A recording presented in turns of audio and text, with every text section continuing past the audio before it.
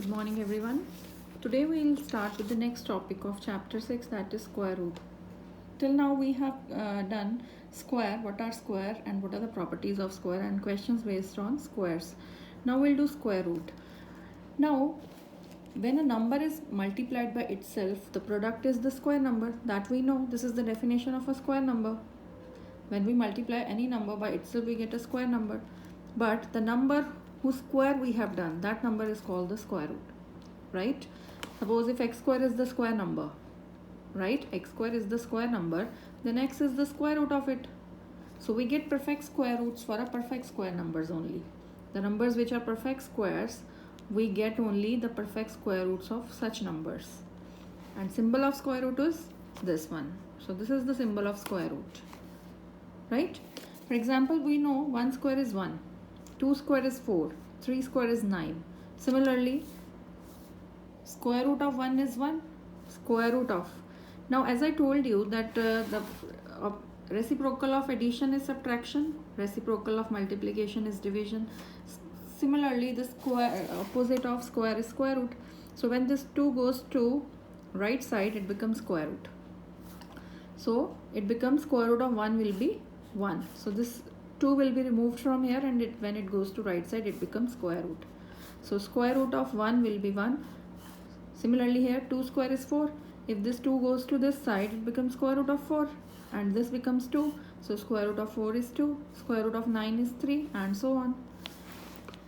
Now one more thing you have to see, that 9 square is 81 and minus 9 square is also 81, right? If we multiply 9 by itself, we get 81. Similarly, if we multiply a negative number minus 9 by itself, we again get a positive 81.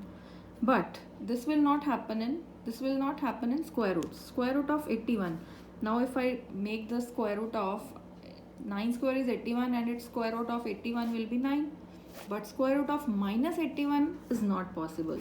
So a negative square number cannot have a square root. A negative square number cannot have a square root. So just keep this thing in mind, that the reciprocal of square is square root. If 2 square is 4, we call square root of 4 is 2. Square root of 9 is 3.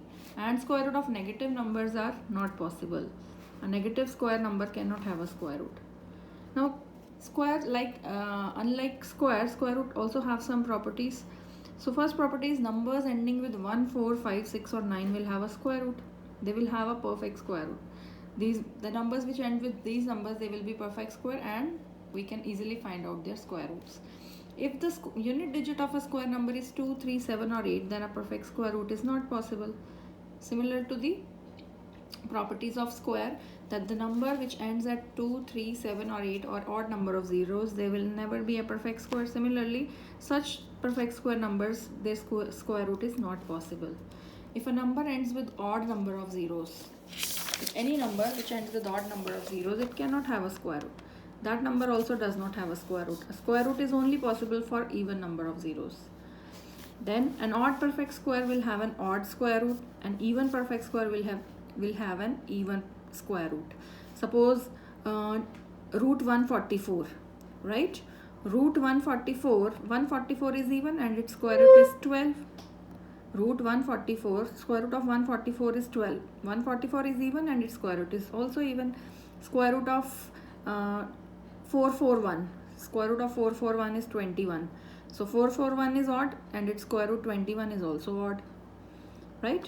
And in this module, we will also learn about the methods of finding out square root, right? There are 3 methods to find square root. First one is repeated subtraction method, then is prime factorization method, and third one is long division method. So exercise 6.3 is based on repeated subtraction and prime factorization method. So we'll study about these methods in exercise 6.3. Let us start exercise 6.3. Question number 1.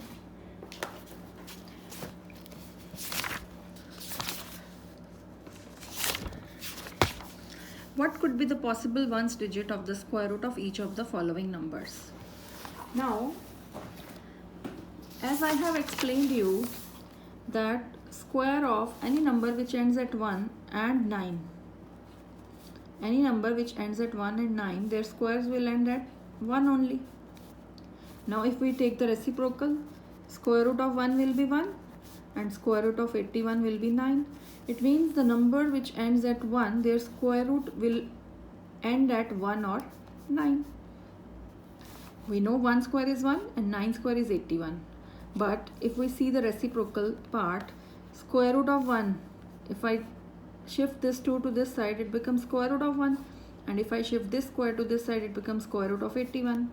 So square root of 1 is 1 and square root of 81 is 9. So if you see the numbers which ends at 1, their square roots will end at either at 1 or 9. Similarly, 2 square is 4 and 8 square is 64. So if I just reciprocate this square, it becomes square root of 4, which is 2, and square root of 64 is 8. So the number which ends at 4, their square root will end at 2 or 8. So similarly in question 1, we have to tell the ones digit in the square root of 9801. So as you can see, the number is ending at 1, so its square root may be end at 1 or 9, right? So the square root, the ones digit of the square root of 9801 will be either 1 or 9. In second part, 99856. So the number is ending at 6, so its square root will end at either 4 or 6. Again, number is ending at 1, its square root will end at 1 or 9. It may be 1 or 9. Since this number is ending at 5, so its square root will be ending at only 5. So this was question number 1. Now coming to question 2. Without doing any calculation, find the number which surely not perfect squares. So we have 4 parts. We know that numbers ending with 2, 3, 7 or 8 are not perfect squares. So 153, as I have already explained to you, that the numbers which end with 2, 3, 7 or 8 and odd number of zeros are not perfect squares. So you can see in first part, number is ending at 3, so it is not a perfect square. Here the number is ending at 7, so it is also not a perfect square. Here number is ending at 8, it is again not a perfect square. And in fourth part, 441, it is ending at 1, so it may be or may not be a perfect square, because we have to tell without calculation. So without doing calculation, we can say it may be or may not be a perfect square. Now question number 3 is, find the square root of 100 and 169 by method of repeated subtraction. Now what is repeated subtraction method? We have to find square root of 100 by repeated subtraction. So what we have to do, as the name indicate, we have to subtract repeated number of times. Now what we have to subtract? Now take the number 100 whose square root we need. So subtract odd numbers consecutively from the resulting number. So first of all, we'll subtract 1 from 100. We get 99. Now take 99 minus next odd number is 3. 99 minus 3 is 96. Then 96 minus next odd number is 5. 96 minus 5 is 91. Then 91 minus 7 gives 84. 84 minus 9, next odd number is 9. When you subtract 9 from 84, you get 75. The next odd is 11. Subtract it from 75, we get 64. 64 minus 13 is 51.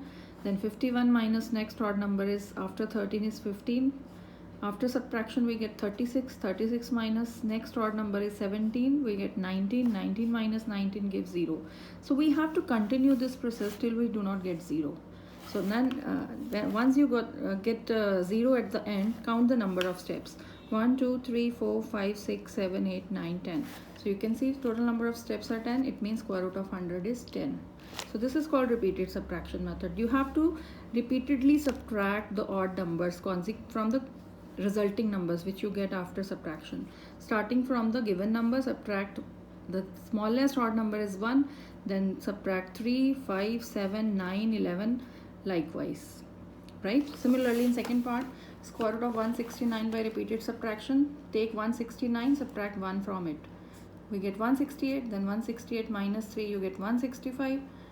Then 165 minus 5 is 160. Then 160 minus 7 is 153, and so on. When you count all the steps, you will get 13 steps. So square root of 169 is 13. In this way, you have to find the square root by repeated subtraction method. So this completes your question number 3. Thank you so much.